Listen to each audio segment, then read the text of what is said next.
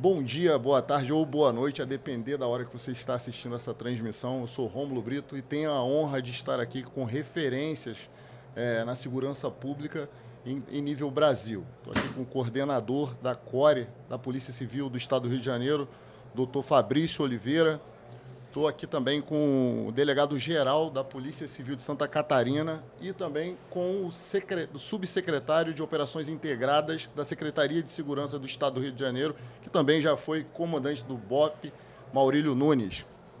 Bom dia. Para a gente aqui é bom dia ainda. Bom dia. Doutor Fabrício, coronel. Bom dia a todos que estão nos assistindo.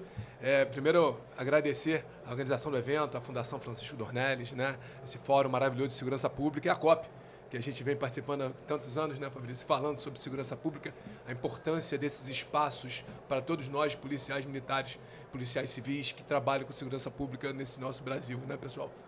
Bom dia aí para todos. Vai lá, Dom Fabrício. Não, é isso. É sempre gratificante estar num evento como esse, que valoriza o policial, que dá a oportunidade das instituições estarem presentes, muitos equipamentos que são mostrados aqui, inclusive aquelas pessoas que são entusiastas da carreira policial conseguem ter aqui uma proximidade com o mundo de operações. Então, estou muito feliz de estar mais uma vez aqui no COP e feliz de estar com os senhores aqui nesse breve bate-papo. Quero agradecer o convite para estar aqui, Brito, Fabrício, Coronel, uma oportunidade importante de debatermos segurança pública em nível nacional com integração entre as instituições. Eu sempre afirmo que sem segurança a gente não tem presente. E é importante que cada pessoa se sinta seguro e viva a segurança pública no Brasil, um país que tem enfrentado diversas dificuldades nessa área, e a COP é importante não só pela integração entre estados, mas integração entre polícias e também para que a gente observe tecnologias na área de investigação e na área operacional. Nós que padronizamos as nossas armas em Santa Catarina, sejam as carabinas, sejam as pistolas, é importante estarmos aqui com os nossos fornecedores, debatendo essa temática aí de segurança pública. Ótimo. Eu queria propor dois temas. O tema inicial, certa vez eu ouvi o doutor Fabrício falar que uma das piores guerras que as forças de segurança pública enfrentam é a guerra informacional. O pós-operação, o senhor falou muito bem numa coletiva de imprensa lá no Rio de Janeiro, após uma operação, que o pós-operação é tão sensível quanto à operação propriamente dita. O combate das narrativas, ele é tão perigoso para as forças de segurança quanto o combate armado. Eu queria saber como que funciona isso lá em Santa Catarina. Os três, eu, o doutor Fabrício, o coronel Nunes, somos do Rio. Lá isso é um problema porque, por sermos uma capital cultural, holofote para o mundo, o Rio de Janeiro chama muita atenção. Então, tudo que acontece no Rio de Janeiro acaba reverberando em toda a nação brasileira. Como que é hoje o combate às narrativas? Vocês são atacados pela imprensa, por digitais influencers alinhados a uma determinada pauta? Como é que está isso lá no seu estado? Sim, nós, desde 2023, nós queremos um planejamento de atuação da Polícia Civil para que ela atuasse cada vez mais intensa na questão da investigação e da inteligência. E aí o nosso objetivo é fazer prisões qualificadas. Então nós aumentamos o número de operações policiais com mandado de prisão e com mandados de busca e apreensão. Comparando com 2022, nós tivemos um aumento de 66% de mandados de prisão cumpridos pela Polícia Civil. Porque entendo que a prisão por mandado, diferentemente do que o ministro da Justiça afirma, que as prisões das polícias são ruins, a prisão por mandado é uma prisão que foi autorizada pelo Poder Judiciário. A gente tem focado nessa situação do cumprimento de mandados de prisão antes e durante as operações policiais. Então isso seja um aumento das prisões, mas nós passamos a ter um aumento de conflitos armados com criminosos em Santa Catarina. E a partir daí, o confronto armado tem ensejado morte de criminosos em razão da legítima defesa dos policiais. Então, a Polícia Civil aumentou em 75% o número de conflitos armados com criminosos e a Polícia Militar em 25%. E isso faz com que a gente tenha críticas com relação à atuação policial, no sentido de que a gente tem matado criminosos. Quando, na verdade, os nossos policiais aumentaram o número de operações policiais e, por consequência, estão mais expostos ao crime. E aí, determinados grupos começam a cobrar que tipo de cursos que nós ministramos aos policiais para evitar que isso aconteça. Lá em Santa Catarina a gente tem dito que o bambu ronca, independentemente de quem seja o criminoso. E a gente não vai permitir que um policial civil, um policial militar seja alvejado por um criminoso. Então a gente vai para a operação e executa a operação tendo esse aumento de mortes em confronto. E a gente tem recebido críticas por conta dessas situações, em especial das operações policiais. E não é só isso que acontece, nós temos também muitas vezes falsas narrativas em Santa Catarina de operações policiais, no sentido de que há perseguição com determinados tipos de grupo. Quando na verdade, por exemplo, nós temos uma delegacia de repressão à intolerância e racismo e a gente combate a prática do neonazismo, por exemplo, em Santa Catarina. Mas não é só isso. Há situações em que a maioria dos nossos presos em Santa Catarina são brancos e jovens, quando na verdade se quer indicar que a gente é focado na população vulnerável, o que não é verdade. Então a gente sofre isso em Santa Catarina também, como vários estados da federação. Doutor Fabrício. Eu falei da guerra informacional no momento que a gente estava sendo muito atacado pela imprensa, porque o ambiente operacional do Rio de Janeiro ele é muito dificultoso para as forças de segurança. A gente enfrenta verdadeiras fortalezas do crime organizado, barricadas, seteiras, armas de guerra, tática de guerrilha. Fabrício, vou pedir para você falar, quando você estiver falando com ele, fala direcionado ao microfone, tipo, como se você estivesse falando para eles dois aqui. Ah, tá bom. Então, volta do início, você vai cortar isso? Então, beleza. Perdão aí. Vamos lá. Eu falei sobre isso. Eu falei sobre a guerra informacional no momento em que as forças de segurança do Rio de Janeiro estavam sendo muito criticadas. A gente trabalha num ambiente operacional muito dificultoso. As organizações criminosas utilizam barricadas, seteiras, armas de guerra, técnicas de guerrilha, táticas de guerrilha, explosivos, em verdadeiras fortalezas do crime organizado. Mas, para isso, as polícias estão muito bem treinadas. Nós temos equipes altamente qualificadas, equipamentos, e estamos acostumados a combater esse nível de violência. Mas combater a guerra informacional, o dia seguinte, parece que as nossas instituições ainda estão aprendendo. Muitas pessoas sequer acreditam que isso existe. Infelizmente, o nosso inimigo utiliza muito bem disso, a guerra jurídica, combinada com a guerra informacional, e muitas vezes, sem utilizar a violência, consegue criar problemas para as polícias. Alessandro Visacro, por exemplo, que é uma referência no tema, ele me perguntou uma vez: Fabrício, quantas aeronaves da Polícia Civil já foram derrubadas pelo crime organizado? Eu falei: professor, graças a Deus, nenhuma. Espero que continue assim. Ele falou: porém, com a combinação de guerra da informação e guerra jurídica, naquele período, nós tínhamos todas as aeronaves da Polícia Civil no chão, sem poderem voar. Vamos, assim, na verdade, essa guerra do dia seguinte, Fabrício, que ele tanto fala, é a guerra por narrativas, é o controle da narrativa. E a comunicação hoje, a Polícia Militar entendeu, né, eu estando hoje na Secretaria de Segurança, alavancando isso, entendeu que é uma ferramenta operacional.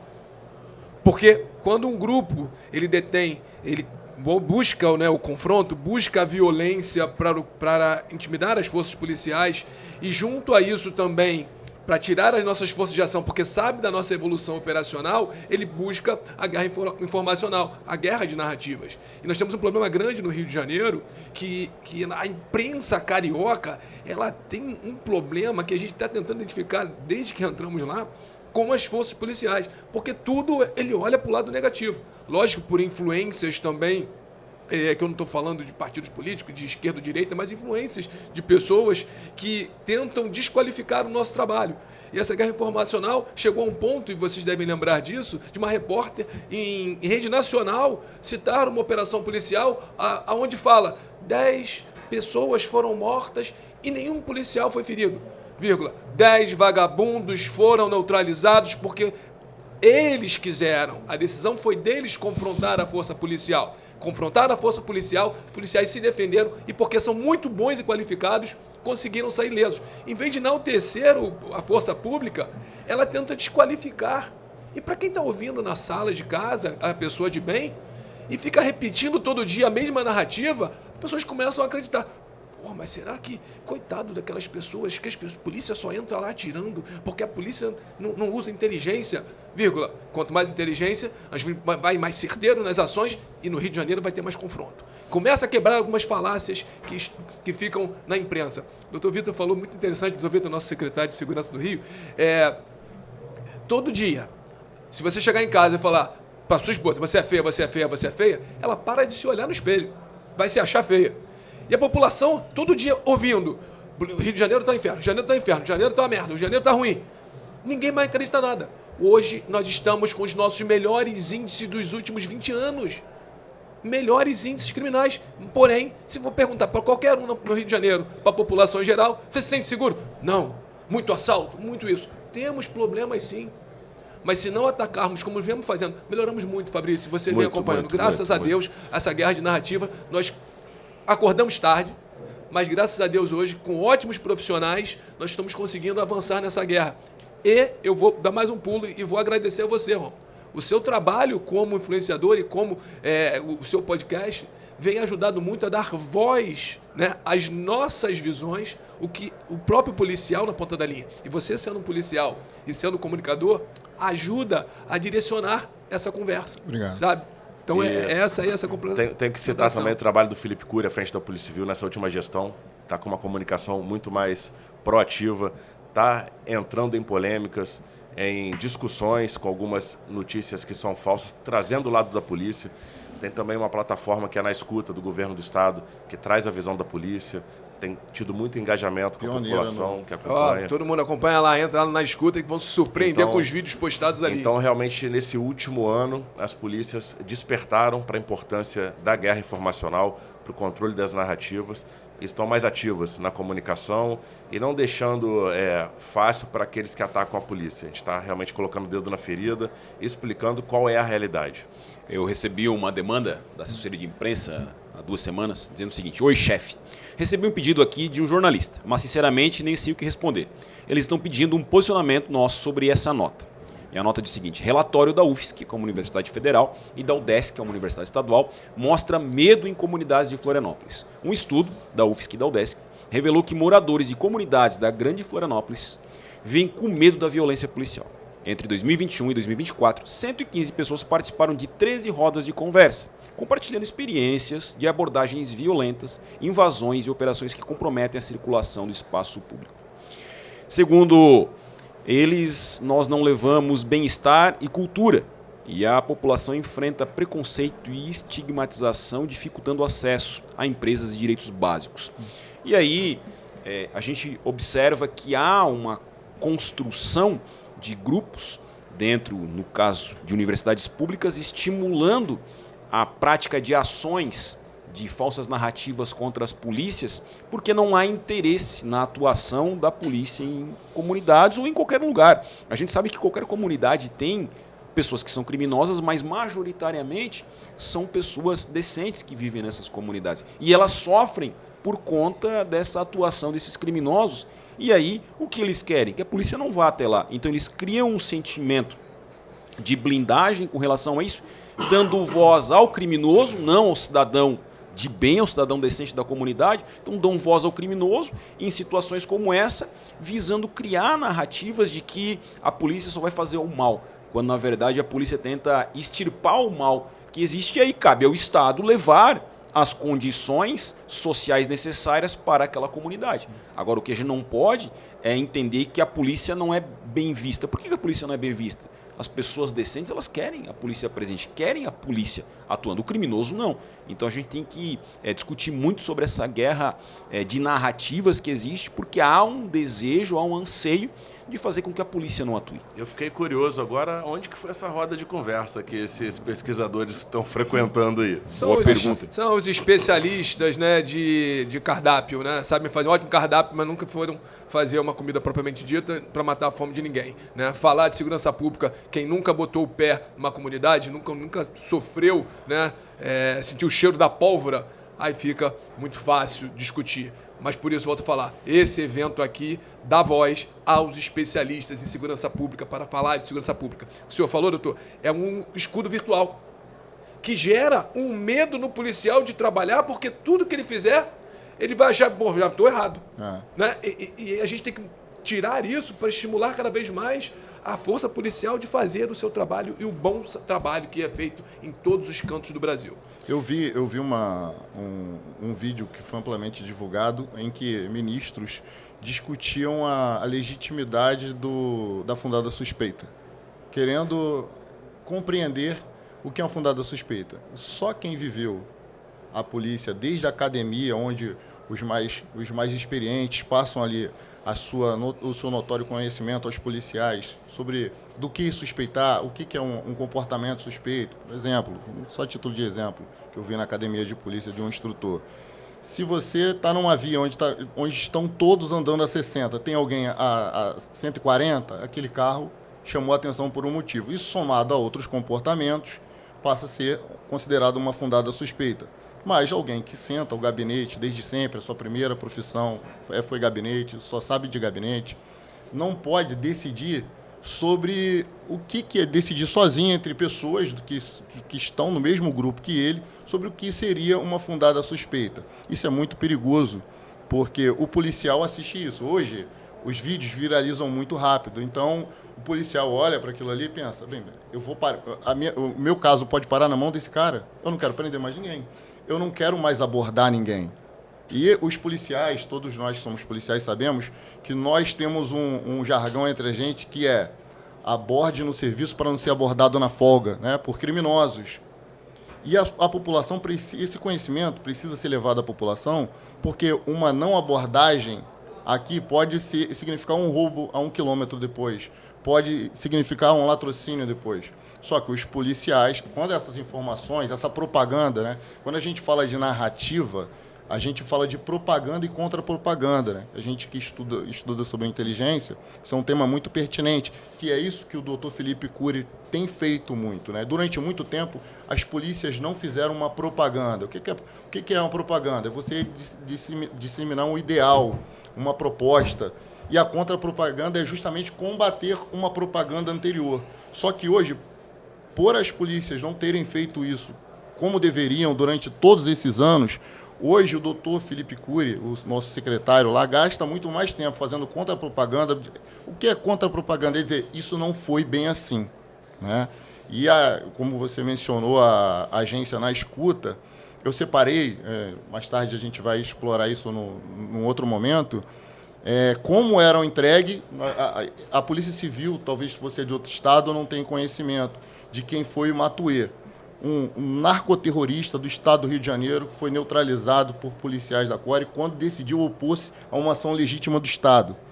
E quando eu fui olhar para uma determinada emissora de televisão, eles noticiavam assim, de quase cidadão europeu a líder do tráfico de drogas. E continuava embaixo, Matuê deu início à sua empreitada criminosa quando trabalhava num lava-jato e um miliciano passou para lavar seu carro e recusou-se a pagar. Matuê insistiu em cobrar e foi agredido com um tapa no rosto. Isso criou nele um sentimento de vingança e, a partir dali, ele se tornou traficante, tentando justificar o injustificável. Uma narrativa da história bonitinha, né? Tem um caso de amor, pô. Isso é uma propaganda. Isso é uma propaganda. Quando que surge a contra-propaganda? Quando a agência na escuta inaugura o vídeo falando Matuê, homem de guerra do Comando Vermelho, responsável diretamente pela morte de um policial da CORE. Isso é uma contrapropaganda. Olha, ele não é essa pessoa. Estão querendo construir na mente dos nossos jovens, hoje a internet tem um alcance absurdo. Se as forças de segurança não começarem hoje, isso a médio e longo prazo é um desastre. Brito, tem um caso que é muito interessante, também emblemático de uma operação nossa. Indivíduo de 41 anos, com diversas passagens pelo tráfico, 3 prisões. O pai dele já havia sido preso por tráfico. Um irmão morto em confronto. Ele foi morto em confronto. Ele era suspeito de ter executado um policial militar na linha amarela. Qual foi a notícia de jornal? Jovem promessa do UFC é morto pela polícia. O cara tinha 41 anos e a vida toda bandido. Então a gente sofre muito com isso. Mas eu queria falar desse tema que você trouxe, muito importante, da insegurança jurídica causada por decisões totalmente distanciadas da lei dos tribunais superiores. Eles se afastam do dispositivo legal para, a partir de premissas totalmente falsas, restringir cada vez mais a atuação policial. E o policial que lê jornal, que acompanha a televisão, muitas vezes não sabe o que pode fazer. Será que eu posso parar um carro com base numa denúncia anônima? será que eu posso abordar um indivíduo que fugiu de uma boca de fumo com a mochila? E muitas vezes o policial não sabe. Recentemente, numa decisão, um dos ministros falou que para ele é muito difícil que um morador franqueie a entrada da casa dele numa favela para um policial. E todos os anos que eu participei de operações, é o mais comum. A gente bate na porta, olha que está acontecendo uma operação da Polícia Civil, bom dia. Será que eu posso verificar a sua casa, se alguém se escondeu aí? Normalmente o morador agradece, fala, pode olhar, não tem ninguém aqui, fica à vontade. Isso é 99% das vezes. Quando não franqueia, normalmente a gente já imagina que pode ter alguma coisa errada. Então o dia a dia de uma operação policial é esse. Por quê? A maioria esmagadora daquela população pobre, sofrida da favela, é honesta e clama pela atuação policial. Infelizmente, autoridades que estão distanciadas da realidade, elas têm um preconceito muito grande para a atuação policial e não sabem o desserviço que algumas decisões prestam para a nossa sociedade. Tem uma frase muito interessante que é do Ronald Reagan, que ele diz o seguinte: devemos rejeitar a ideia de que cada vez que uma lei é infringida, a sociedade é culpada e não infrator. É hora de restaurar o preceito de que cada indivíduo é responsável por suas ações. Hoje, o presidente da República deu uma declaração que a culpa do cara traficar é por conta do usuário, o usuário que é culpado, porque se o usuário procura, o traficante tem que vender. A gente observa, né, que a sociedade acaba sendo culpada pela prática do crime. Não é a sociedade que é culpada. Vide essa situação do Matuê que foi citada. Ele poderia ter seguido um caminho bom. É decisão dele seguir um caminho bom. Então, se joga para a polícia ou para a sociedade a culpa de problemas que nós temos de segurança pública, mas a culpa é de cada indivíduo que quer praticar o crime. Cada indivíduo que procura praticar o crime. Teve uma situação bem engraçada, uma decisão, assim, chega a ser cômico, tá? Mas é verdade. De uma decisão judicial, onde a juíza diz que é legítima a reação do marginal quando a polícia confronta ele, porque ele está no seu exercício de trabalho. Traficar agora é um trabalho legal e ele pode usar da sua arma, que é ilegal, contra a força policial. Quem detém a força é o Estado. E não é proporcional. O Vitor fala muito, não é proporcional, porque está defendendo a sociedade, está defendendo a todos. Tem que ser com força. E desqualificar isso, o doutor Roberto Mota, um especialista em segurança, né, é um grande amigo nosso no Rio de Janeiro, ele fala muito isso. Esqueceram da vítima. A vítima como sociedade e a vítima como indivíduo. E estão dando mais atenção ao criminoso, com direitos e direitos e direitos e direitos. Mas calma aí, quem sofreu uma lesão naquele momento, primeiro como sociedade, é a todos, e o Estado defende a todos, e a pessoa que é a vítima. Mas não, primeiro temos audiência de custódia para ver se a prisão foi legal. Ai, coitadinho, quer aguinha? Tem paninho porque tá... Quer casaquinho porque tá frio? É um criminoso. Primeira coisa, o Estado tem que correr e ver a vítima que sofreu aquela lesão, a lesão psicológica, que as pessoas estão sofrendo por ameaças desses criminosos. Então vamos parar com esse papinho mole de coitadinho do criminoso. Ao contrário, errou, está preso. Ah, mas coitado, está muito cheio lá. Problema de quem infringiu a norma. Vai lá ficar mais cheinho. É o Fusquinha que vai dar todo mundo lá dentro. Vamos construir mais, temos que construir mais, políticas públicas, não estou tirando isso. Mas trocaram a culpa, como o doutor falou aqui, e botaram a culpa na sociedade, e botaram a culpa na vítima. Meu Deus do céu, essa é loucura. Nós mencionamos mais cedo aqui o ministro da Justiça falar que a polícia, a justiça solta porque a polícia prende mal. Que é um discurso claramente de quem não está focado em resolver o problema.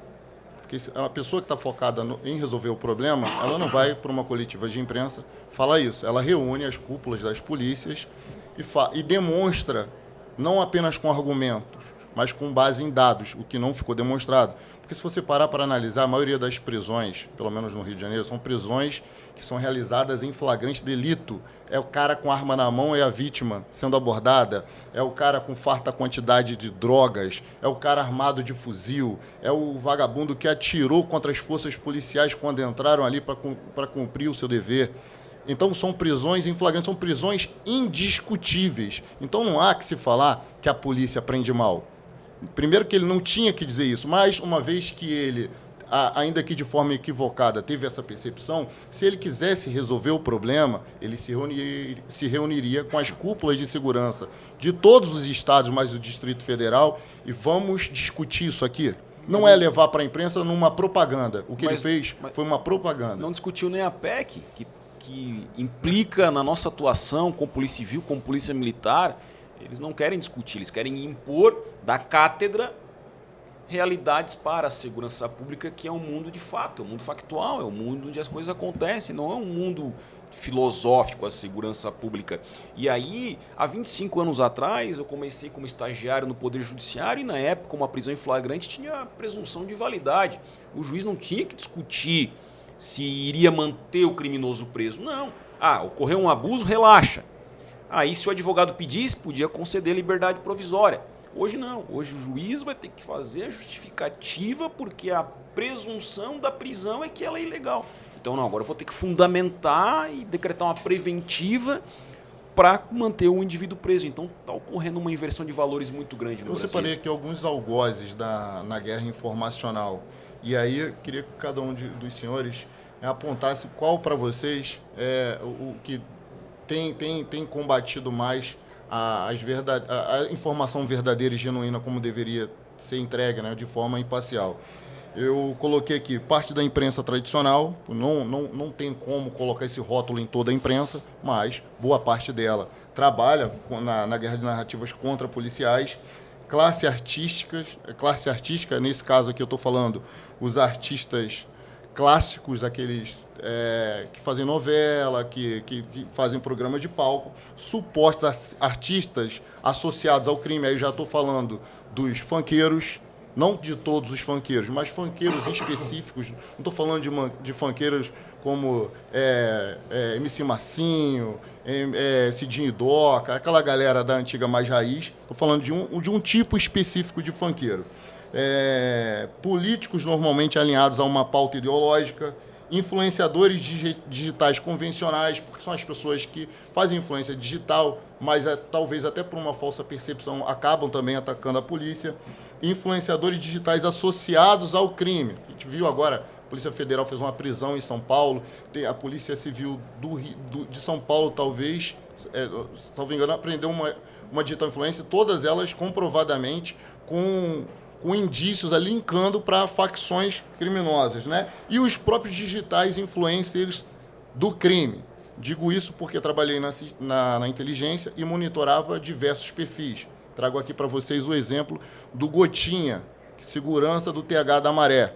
Esse criminoso era segurança de uma das maiores lideranças do TCP no Rio de Janeiro e foi neutralizado no mesmo dia que o TH foi neutralizado. E o que me chamou a atenção é que ele ostentava um perfil assistencialista. Ele não ostentava armas no feed, mas no history, vira e mexe, ele dava um mole, e isso foi plotado pela Subsecretaria de Inteligência da Secretaria de Segurança Pública, mas ainda não é sobre isso que eu quero falar. Esse marginal tinha 89 mil seguidores. Pouquíssimos comandantes de batalhão, secretários de polícia, chefe de polícia, diretores de polícia têm essa quantidade de seguidores. Alguns perfis institucionais não têm essa quantidade de seguidores, mas ainda não é esse o ponto. Nós vivemos numa sociedade que ela vem sendo enganada pelas falsas narrativas. Por que eu posso afirmar isso categoricamente? O Gotinha tinha 89 mil seguidores quando foi neutralizado. No dia seguinte, ele tinha 200 mil seguidores. Ou seja, antes eu podia dar o benefício da dúvida à população. Não, está seguindo porque eles não têm certeza se ele é um criminoso ou não. Parece ser uma pessoa assistencialista apenas, alguém que entrega bombom na Páscoa para as crianças.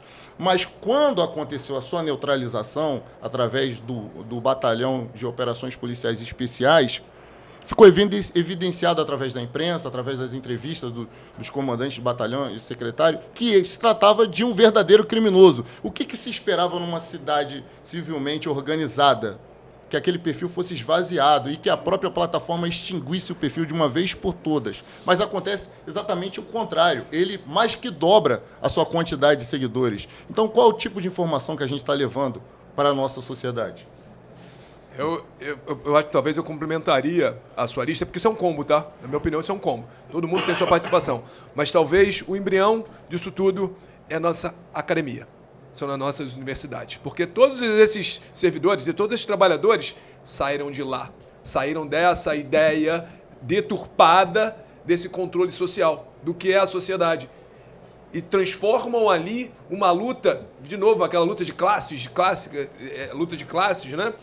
E aí começa uma ideologia que vai para o jornalismo, uma dominação cultural dentro das comunidades, isso é uma covardia que fazem com a comunidade, e isso demonstra que a sociedade está doente. Nossos jovens estão doentes. Quando você acaba de citar para todos os ouvintes que o cara é um vagabundo, é um marginal, é um terrorista, que depois de um confronto policial aumenta o seu engajamento. A plataforma só quer tráfico. Ele quer tráfico, que eu falando de tráfico de informação. Ele quer like, ele quer quem está vendo. Se é vagabundo ou não, estão cagando. Se a gente posta alguma coisa com arma, nossa, ele derruba a gente. Mas vagabundo não, é legal. Mas eu acho de todas essas classes aí, para mim, a pior é a classe política, porque ela legisla, ela faz legislação que abranda a prática criminosa, ela age no submundo com lobbies, pressionando as estruturas de Estado e também é apoiada. Quantos deputados acabam sendo eleitos e recebem votos em comunidade cuja missão do cidadão é apenas buscar a remoção de criminosos dentro do sistema prisional. Informação... Doutor, é uma guerra multidimensional. Hoje em dia, as OCRIMs já estão fazendo os seus políticos. No Rio de Janeiro foi preso, acabou de ser preso alguns meses atrás, um político colocado pelo Comando Vermelho. Ele fazia a interação com vários comandos. E foi colocado lá. Importante salientar que a Subsecretaria de Inteligência Integrada da Secretaria de Segurança Pública do Rio de Janeiro já tinha apontado para esse parlamentar como alguém supostamente, naquela época supostamente, mas já com alguns indícios de envolvimento. Ele já tinha sido preso pela Polícia Civil antes de ser parlamentar. Imagina, 9 anotações criminais. Imagina, olha só, olha que loucura. O chefe da Polícia Civil, doutor Felipe Cury, o secretário, grande amigo, ele prendeu esse cara, aí depois ia ter que sentar na mesma mesa desse cara como parlamentar. Ele não sentava. Todo mundo rosnava a cara para esse malandro, porque é uma coisa louca no Rio de Janeiro. Mas ele estava amparado pelo voto. E aí vem o voto cabresto das comunidades que são obrigadas a votar e tudo mais. Então é uma discussão de uma guerra multidisciplinar onde temos que atuar em vários cenários. Por isso, segurança pública não é feita só com polícia. Por isso essa guerra informacional, essa guerra de dominação cultural, vamos vencer com as nossas crianças lá e mostrando para elas essas coisas boas. Pô, quando eu vi ontem aqui um menininho vindo fardado, sabe, visitar a feira, falei, porra, isso aí que é a nossa esperança, cara. São valores compartilhados do bem, da coisa certa. Fabrício? Isso aí, não, eu acho que é um assunto tão extenso, né, para a gente conseguir tocar em todos os pontos aqui, mas basicamente o que eu gosto de frisar, né, com todos esses problemas, é que não se trata de um problema apenas de polícia. A gente acompanha um sistema muito complexo que se tornou ineficiente para dar uma resposta adequada para a crise de criminalidade que vive o nosso país. E a gente precisa, sim, de uma atuação de diversas instituições, em diversas dimensões, para conseguir colocar o nosso país em melhores rumos, para que as crianças, os adolescentes tenham ídolos que sejam pessoas de bem, que o criminoso, o traficante na favela não seja referência para aquela criança. Então, por isso que a gente fala que a gente não enxuga gelo. Quando a gente faz uma operação como as últimas, que a gente neutraliza o Matuê, que a gente neutraliza o CRIA, liderança do crime organizado, a gente mostra para aquela criança que o crime não compensa, que o final da história do criminoso vai ser sempre na cadeia ou no cemitério. Então, isso valoriza ainda mais a importância do nosso trabalho. Bom, eu acredito que esse assunto era um assunto que a gente poderia ficar falando aqui uma semana sobre ele e ainda não esgotaríamos o tema.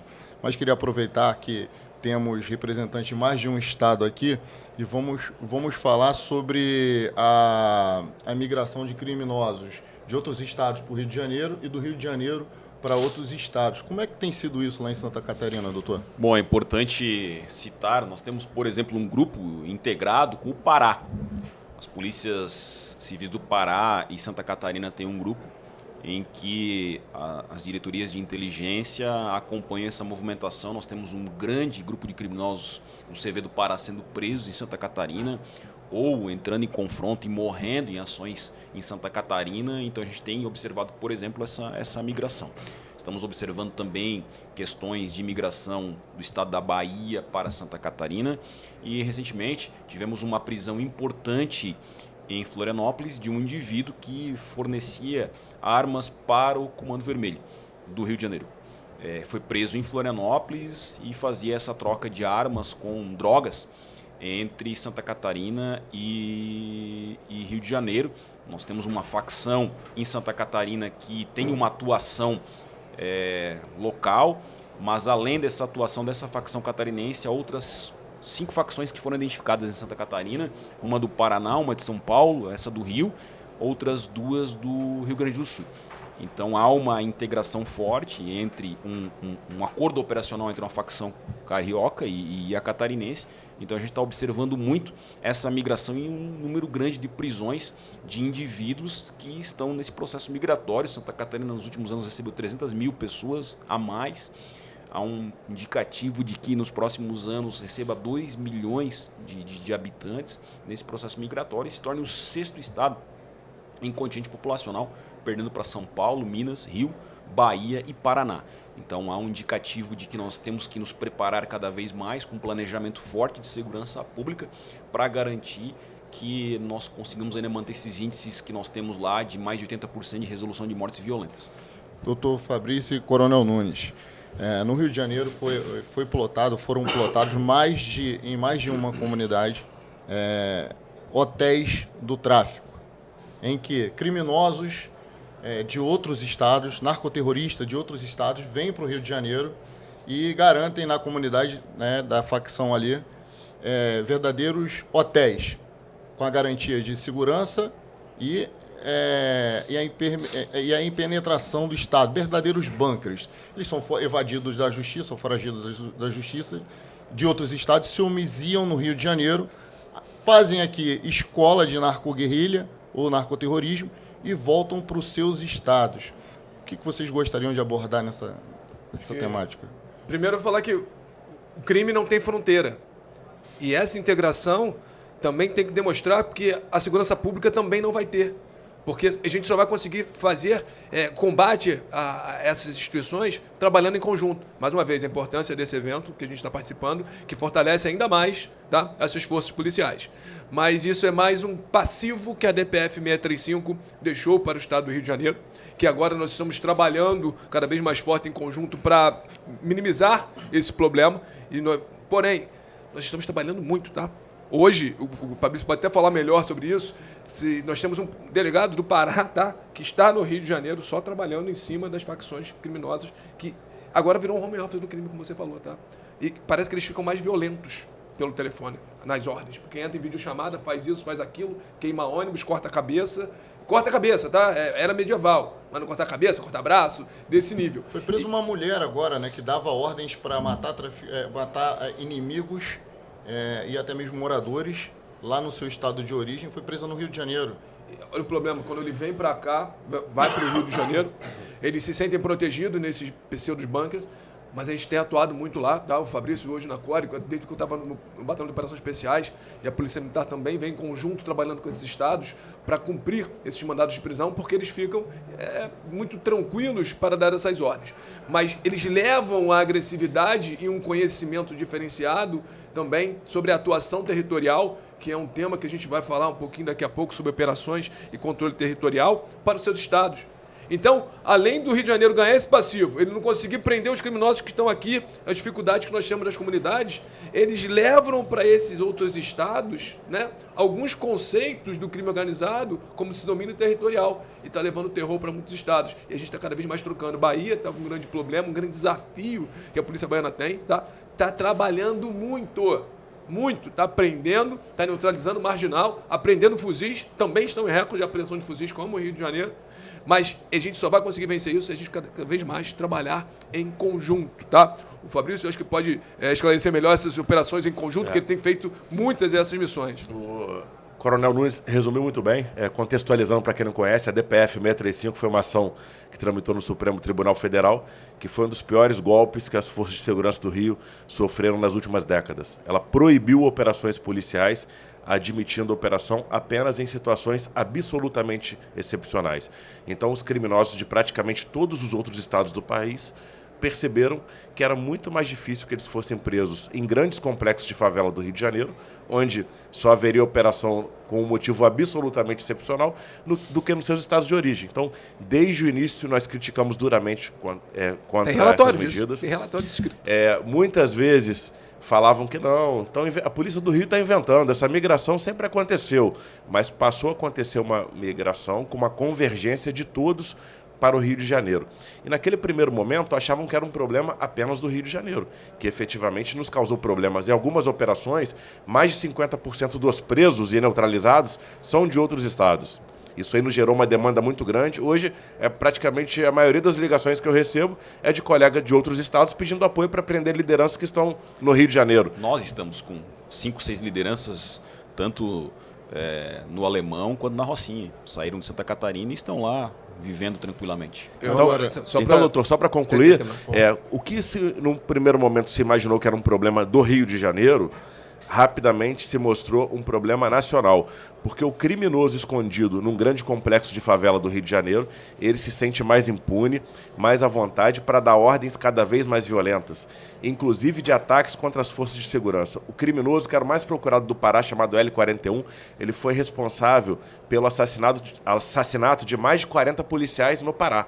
E só acabou com a sua vida criminosa quando, numa operação conjunta da Core com o BOP, Polícia Civil, Polícia Militar, ele foi neutralizado numa operação no Complexo do Salgueiro, onde 13 fuzis foram apreendidos. Então são inúmeros os casos de criminosos, líderes de organizações criminosas, que estão escondidos no Rio de Janeiro e que dão ordens violentas de ataques contra prédios públicos, policiais, para os seus estados de origem. Nós estamos desenvolvendo um plano de reocupação territorial, que é uma das decisões da DPF 635, tá, no Rio de Janeiro. E essa integração não é somente no campo operacional do vagabundo que está lá no Rio de Janeiro, não. Essa troca que a gente vai fazer através do próprio Sistema Integrado de Segurança Pública, que a gente está criando no Rio de Janeiro, é para também entender a passagem, porque o Rio de Janeiro não produz droga, não faz droga, não produz armamento, mesmo parecendo que tem uma árvore, né, que dá fuzil lá no Rio. Nem munição. Nem munição, mas o que a gente mais vê lá é tomando tiro pra caramba. Mas vê essa rota. A rota passa pelo Paraná, passa por Santa Catarina. Eu preciso saber a inteligência operacional desse trajeto que ele chega ao Rio. Então, essa troca, tão quanto operacional desses marginais que estão lá, mas vai ser interessante para todo mundo. Que eu entenda como é que está esse complexo todo operacional de trânsito de droga que vai passar pelo Rio de Janeiro, trânsito de arma. O maior problema do Rio de Janeiro, a droga é muito ruim, a ocupação territorial é fundamental, mas o uso de fuzil talvez seja o mais diferencial de todos. Porque com mais violência que se tenha nos outros estados, que eu sei que tem, mas o uso de fuzil em larga escala, igual tem no Rio de Janeiro, isso não vê lugar nenhum do mundo, fora Gaza, fora na Ucrânia. Mas não é o Rio de Janeiro, é outra história isso aí, né? Mas essa dificuldade que a gente enfrenta, e somente através dessa integração de todos. Santa Catarina nos ensina muito, tá? O CISP está sendo montado muito na modelagem de Santa Catarina. Então a gente precisa conhecer. Somos bons operacionalmente? Somos. Mas o que eu posso aprender para melhorar meu processo, meu sistema? E vamos no Brasil todo. Somos humildes para entender isso. E todo mundo se ajudando, porque o problema no final não é só do Rio, não. O Fabrício, você falou muito bem. Vai cair para todo mundo. Ele está tendo problema lá com a DPF também. Nós temos problema.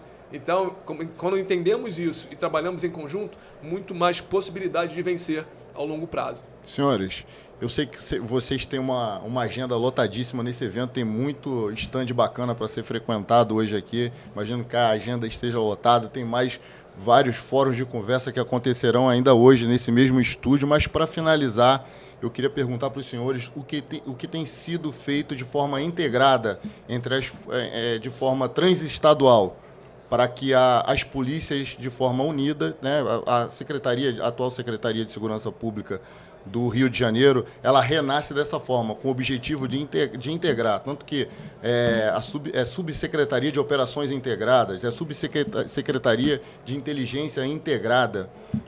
Em nível nacional, o que tem sido feito para que o crime passe a perder? Porque a gente tem que parar com isso, de permitir que o crime, a gente costuma dizer, já ouvi diversas autoridades em segurança pública falarem, o crime está sempre um passo à nossa frente. Quando é que a gente vai virar essa chave? Acho que do ponto de vista do Rio de Janeiro, a gente entendeu a importância que é realizar operações de apoio a outros estados, porque o outro estado fica de mãos atadas quando uma liderança está no Rio de Janeiro, dando ordens e está fora do alcance de suas forças. Então, hoje a gente tem dedicado grande parte dos nossos esforços para operações conjuntas, inclusive um belo exemplo é a Operação Conjunta com Pará, que é contínua, para conseguir localizar, prender e neutralizar essas lideranças. Então, a gente trabalha muito integrado com todos os outros estados.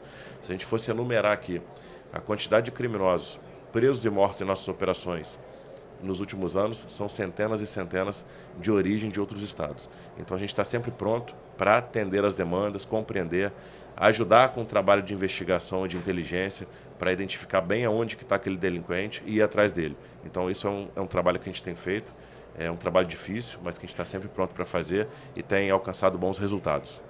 Nós temos uma situação importante quando tivemos a reunião em Santa Catarina dos governadores do Sul e do Sudeste, discutindo pautas integradas de segurança pública. Uma delas foi o Sistema Integrado de Segurança Pública, onde o fomento das informações e o sistema será todo integrado, e a situação da utilização de um sistema de consultas integrados também através do telefone celular. Então há uma pauta importante de integração dos estados do Sul, não só na área de inteligência, mas sobretudo na área de tecnologia, para que eu faça uma abordagem no criminoso lá em Santa Catarina e eu consiga ter o acesso das informações do Rio de Janeiro na palma da mão. Então esse é um dos maiores instrumentos que nós teremos de integração entre as polícias do Sul e do Sudeste, que é um ambiente em que há uma integração maior entre os estados.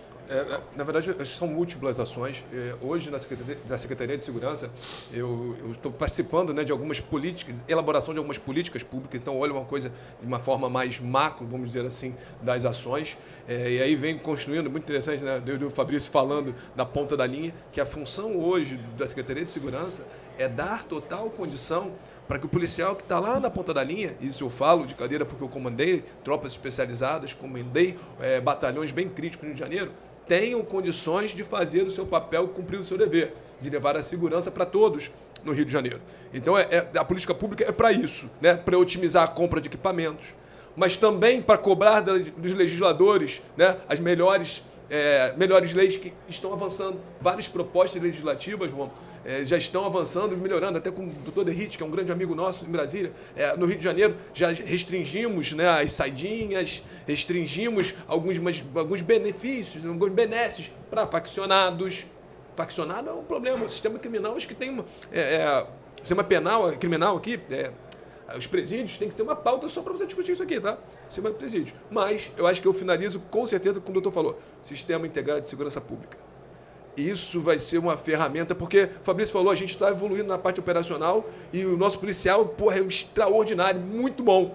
Mas precisamos evoluir para dar melhores condições com a tecnologia, tá? E com compartilhamento desses dados, uso de informações mais rápidas.